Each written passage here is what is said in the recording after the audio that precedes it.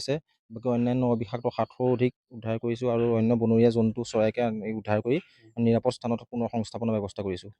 আজি আমি দেখিছোঁ আপুনি কেইবাডালো আপুনি সাপ আচলতে এৰিছে, আপোনাৰ বাৰীৰ পিছফালে এৰিছে, জংঘল যিহেতু আছে। পেলাই তেওঁ যিমান পাৰোঁ নিয়েৰেষ্ট অকণ জংঘলতে এৰিবলৈ যত্ন কৰোঁ। বিষাক্ত যিখিনি সেইখিনি লাও খোৱা বুঢ়া চবেই আমি এয়াৰ ব্যৱস্থা কৰোঁ। মোৰ ঘৰতো মই কিহৰ কাৰণে লোকেল আমাৰ অঞ্চলৰ পৰা আমাৰ নিয়েৰেষ্ট এলেকাৰ পৰা উদ্ধাৰ কৰাৰ কাৰণে মোৰ 500 মিটাৰ ভিতৰত হয় কাৰণে মোৰ ঘৰত আজি এৰিছোঁ। আপুনি এটা কথা কৈছিল যে কিছুমান সাপ আচলতে বাৰীৰ আশে পাশে থাকিলে ভাল হয়।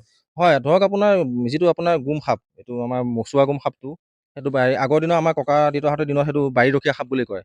এই বাৰীৰখীয়া বাঘ অলৰেডি সেই আপোনাৰ অবিষাক্ত সাপখিনিয়ে যেতিয়া ধৰক নিগনি এন্দুৰকে আৰম্ভ কৰি এনেকুৱা বস্তুখিনি খাই দিয়ে, তেতিয়া বিষাক্ত সাপ আহিবলৈ মানুহৰ ঘৰত নোসোমায়। সেইটো কাৰণে পৰাপক্ষত মানে যিখিনি অবিষাক্ত সাপ সেইখিনি আমি উদ্ধাৰ কৰি পেলাই মানুহক বুজাবলৈ যত্ন কৰোঁ যে চাওক এই সাপটো আমি আপোনাৰ ঘৰৰ ভিতৰৰ পৰা উলিয়াইছোঁ হয়, কিন্তু আপোনাৰ ঘৰৰ চৌহদতে এৰি দিম। কিন্তু তেওঁলোকে যদি বাধ্য মানি নলয়, তেতিয়া আমি অলপ আনি পেলাই 500 মিটাৰ ভিতৰত ৰিলিজ কৰাৰ ব্যৱস্থা কৰোঁ।